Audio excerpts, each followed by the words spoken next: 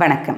Cut health குடல் ஆரோக்கியம், oral health வாய்வழி ஆரோக்கியம், இது ரெண்டுத்துக்கும் இருக்க சம்பந்தம் என்ன, அது ரெண்டுத்தையும் நம்ம எப்படி சீராக வச்சுக்கலாம், அதை பற்றி தான் இந்த வீடியோவில் பார்க்க போகிறோம். I am doctor Indumathi, Malar dental clinic, Coimbatore.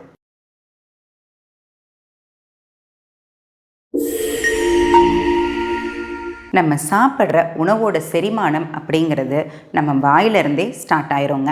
நம்ம நல்லா மென்று சாப்பிட்ற உணவுப் பொருட்கள் தான் வயிற்றுக்கு போனதுக்கப்புறம் சீக்கிரமாக ஜீரணமாகுது. அது மட்டும் இல்லாமல் நம்ம சலைவாவில் இருக்கக்கூடிய ஒரு சில என்சைம்ஸும் உணவுப் பொருட்கள் ஜீரணமாக்குறதுக்கு ஹெல்ப் பண்ணுது.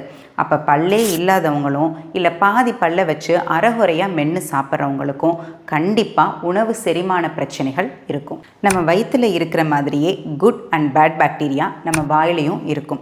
வாயில் அதிகமான அளவில் சொத்த பற்கள் இருக்கிறவங்களுக்கும் இல்லை ஈரநோய் இருக்கிறவங்களுக்கும் இந்த பேட் பாக்டீரியா தாங்க அதிகமாக இருக்கும்.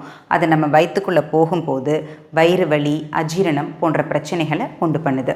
அடுத்ததாக உணவு குழாயில் இருக்கக்கூடிய ஒரு சில பிரச்சனைகளோட அறிகுறிகளும் நம்ம வாயில் தெரியும். உதாரணமாக பேட் பிரெத், அதாவது வாய் துர்நாற்றம். நம்ம வயிற்றில் செரிமான பிரச்சனைகளோ இல்லை ஆறாத புண்களோ இருந்தால் கண்டிப்பாக நம்ம வாய் துர்நாற்றம் இருக்கும். அதே மாதிரி கேஸ்ட்ரிக் ரீகஜிடேஷன், அதாவது நம்ம சாப்பிட்ட உணவு சரியாக செரிமானம் ஆகாமல் வாய் வரைக்கும் வந்துட்டு போகிறது.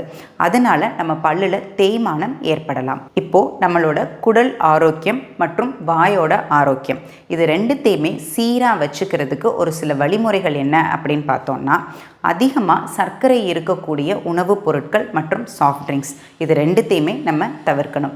அடுத்ததாக ப்ரீ அண்ட் ப்ரோபயாட்டிக் உணவுகள், இது நிறையா இருக்குங்க. அதில் முக்கியமான விஷயம் தயிர், அதை நம்ம டெய்லி டயட்டில் சேர்த்துக்கணும்.